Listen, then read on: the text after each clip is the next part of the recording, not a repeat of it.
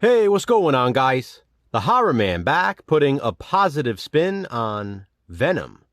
No, not the Marvel movie, the 2005 supernatural slasher.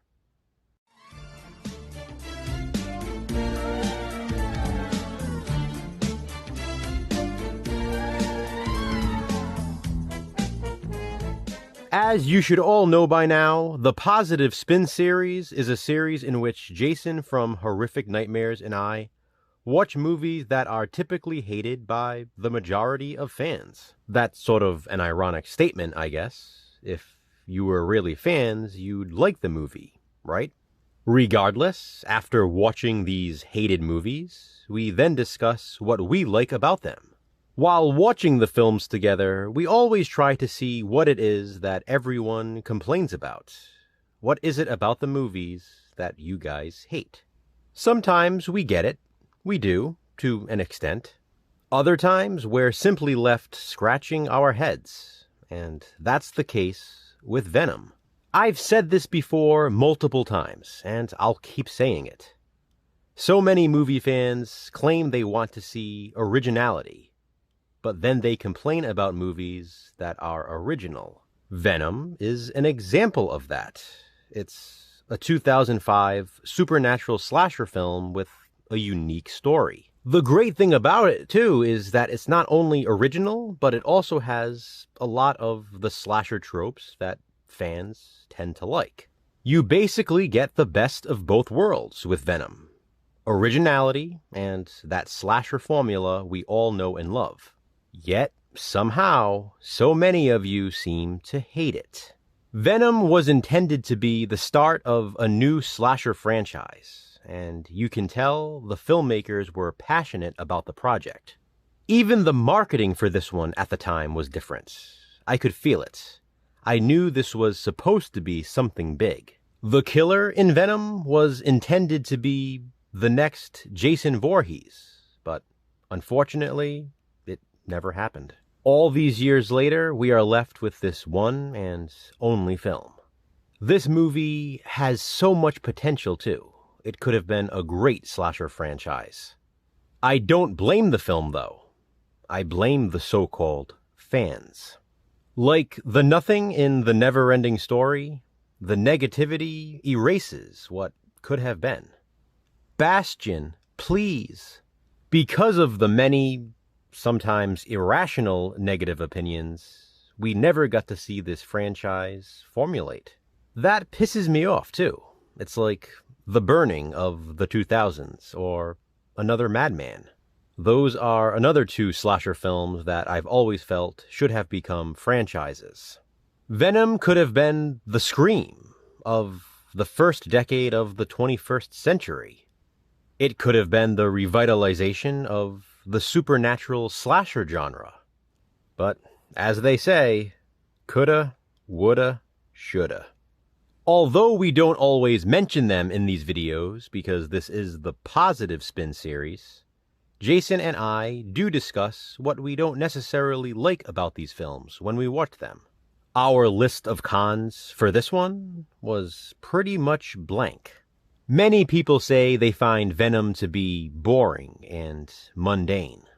Jason and I found it to be fast-paced and fun. This movie flies by, especially with a runtime under 90 minutes. If you get bored watching this one, maybe stick to watching 30-minute TV shows. People claim they don't like the bad acting. Oh my God. It's a slasher film.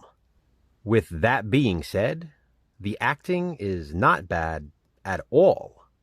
It's another one of those cases where if you think the acting is bad in this, you clearly haven't seen enough movies. Others take issue with some of, not all, not even most, some of the kills taking place off camera. That is another common slasher trope, though. And it was especially popular around this time. That, to me, is in no way reason enough to hate this film. Okay, now for my positives in this positive spin. First of all, I absolutely love the location.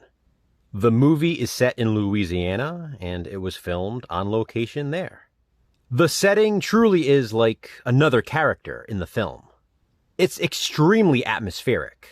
The swamp scenes are foggy, and the color tone is a mix of greens and grays. Venom features a young, good-looking cast, which was another popular trope of that time. Bijou Phillips and Jonathan Jackson are probably the two most popular faces you'll see in this one. The killer in Venom could have definitely been the subject of sequels spawned from this film. He doesn't wear a mask, but that's okay, because if you're not going to put a mask on a killer in a slasher film, he better look good. And the killer in Venom does. He's an intimidating, scary-looking dude, and the reason behind his killing spree is very original. As for the kills themselves, like I mentioned, some of them are off-camera, but most of them are not, and they're pretty brutal. Venom is an ultra-violent slasher film. There is even a sort of shocking death toward the end of the film, which is a big positive for me. Not necessarily because I wanted this character to die, but because you just don't see it coming.